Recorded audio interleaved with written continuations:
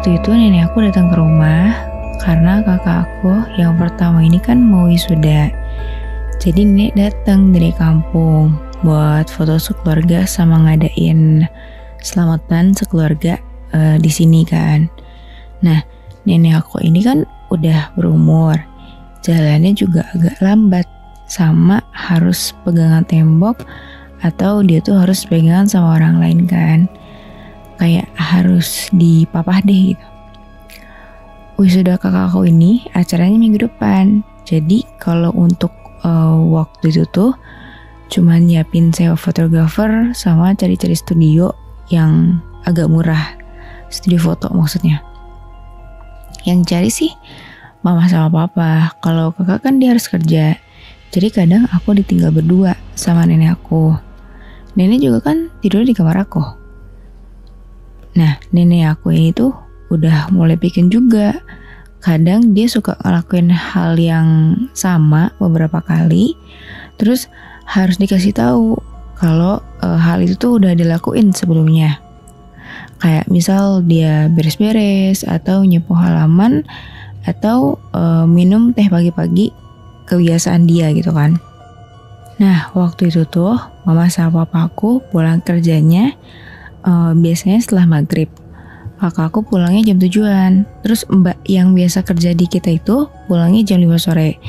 Jam setengah 6 sore biasanya aku udah tutup pintu, jendela, sama nyalain TV biar rame aja sih rumahnya.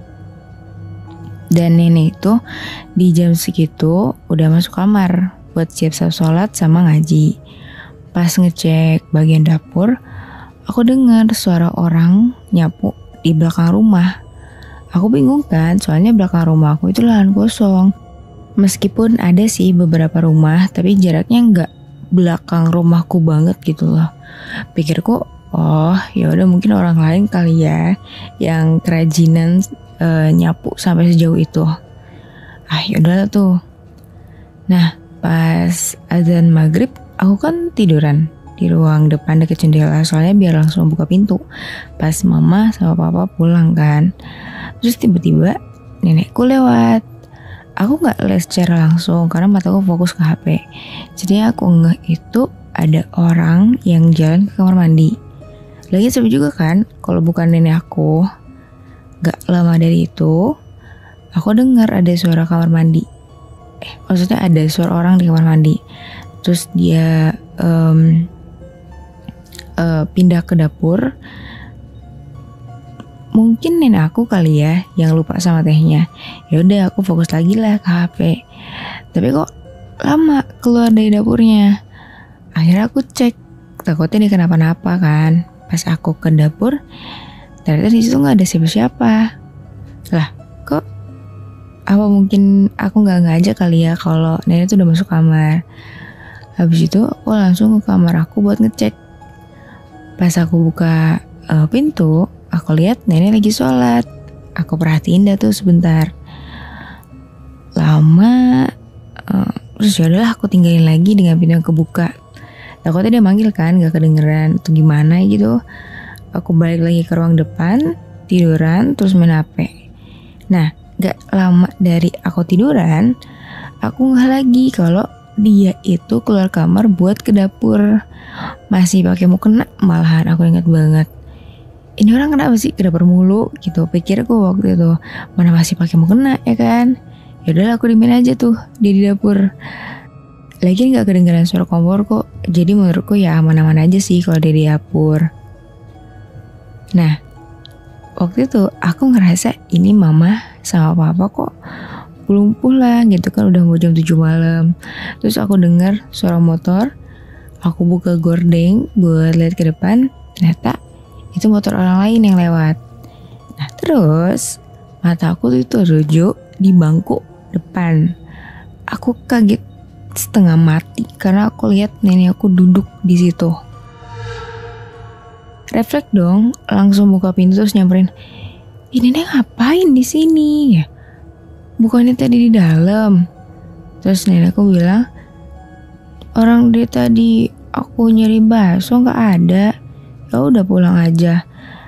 Nah, terus aku balik lagi. Terus sama siapa emang ke depannya?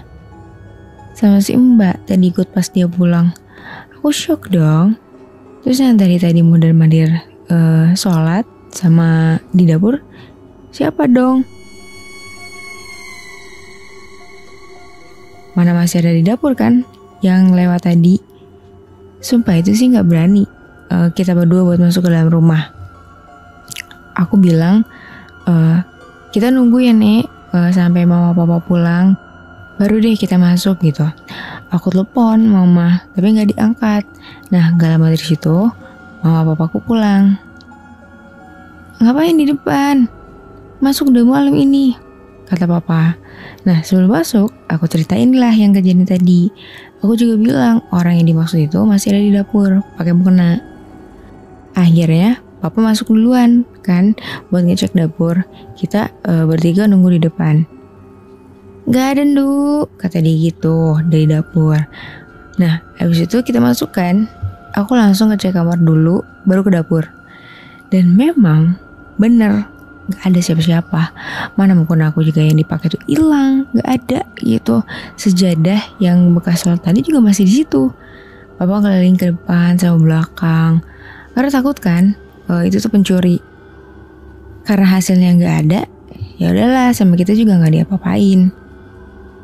Terus dari depan kita dengar suara Mbak samperin sama mama sambil dia itu bilang minta maaf karena tadi si nenek itu ikut sama dia, gak izin dulu sama aku soalnya aku lagi tidur. Terus si nenek ini pulang dari rumah Mbak gak bilang dulu juga. Panik lah Mbak. Jadi aku yakin dong kalau yang tadi mondar-mandir di rumah itu emang bukan nenek, tapi orang lain. Sumpah sih aku waktu itu jadi takut. Karena kejadian itu, semalaman itu kita tidur ngampar di kasur depan. Jadi kita bikin kasur seadanya biar tidur barengan gitu, barengan sama kakak juga. Gak ada yang tidur di kamar. Nah besoknya pas papa bangun buat ambil wudhu, buat sholat subuh, papa kan ke belakang dulu ya buat pindahin burung-burungnya ke depan. Katanya pas nurunin sangkar, tau kan sangkar burung, beberapa sangkar burung, papa lihat ke pohon yang agak deket sama rumah kita jaraknya. Papa kaget kan, karena papa lihat kain putih ngegantung di pohon itu. Karena papa orangnya bukan orang yang takutan, tuh diterakin tuh sama dia, sama disenterin, nyari-nyari dia. Aku sama mama yang kaget kebangun langsung lihat ke belakang. Dan kaget juga sama yang kita lihat waktu itu. Kayak masa sih sefrontal itu makhluknya gitu kan. Nah gak lama dari situ kakak juga bangun buat lihat. Berdua-dua dah tuh nyamperin tuh pohon. Dan ternyata kalian tahu gak apa yang ngegantung di pohon itu? Itu tuh mukena aku yang kemarin hilang sama itu makhluk mondar-mandir di rumah. Kayak ngapain mukena aku ada di situ? Mana tinggi banget kan pohonnya. Dan aku tuh baru sadar satu hal yang soal kemarin.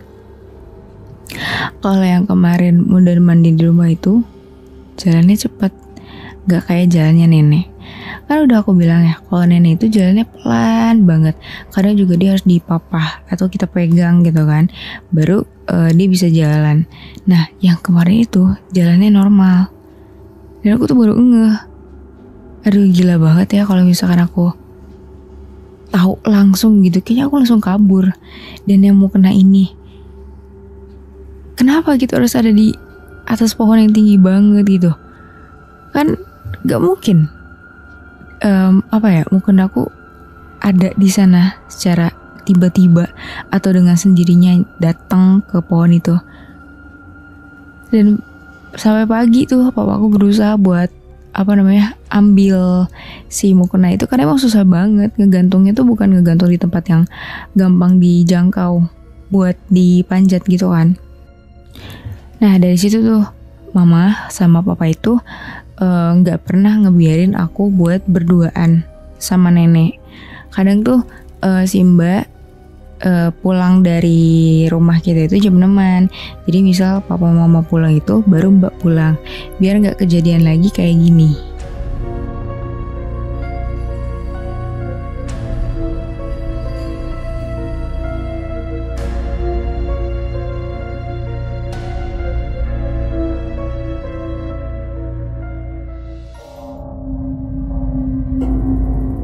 Kamu punya pengalaman horor?